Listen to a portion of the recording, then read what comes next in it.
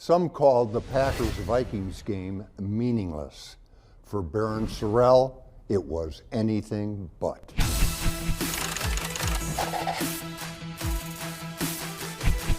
Barryn making his very first career start, and he made the most of it. On this play, watch his feet. That first step upfield to the outside, he draws the tackle in that direction.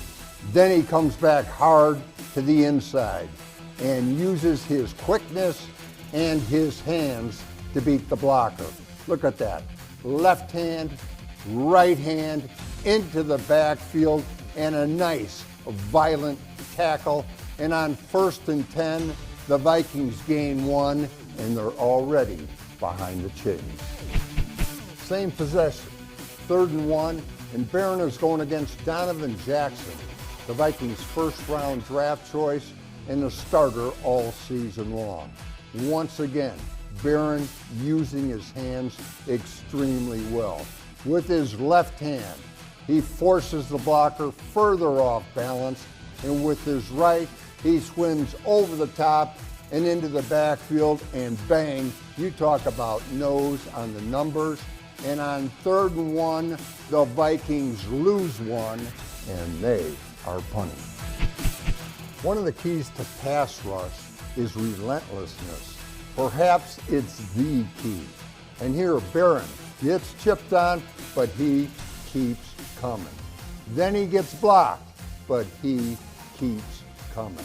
And then when Nazir Stackhouse flushes the quarterback, Barryn's in perfect position to score the sack.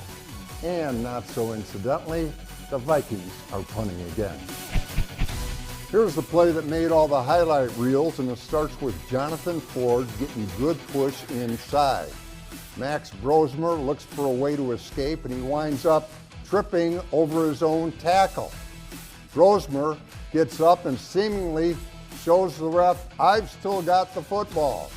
Brenton Cox says, "No, you don't." Now in this situation, with the ball bouncing around, how many times have you seen the defensive player totally muff the recovery? They practice it all the time, but in the moment, it's just different. It was not different for Barryn, and he'd still be running if it wasn't for the carnage in the way. Barryn, he played on the edge, he played inside, he dropped into coverage. He had 8 tackles, 1 for a loss. He had a sack and the fumble recovery. How's that for a very first career start?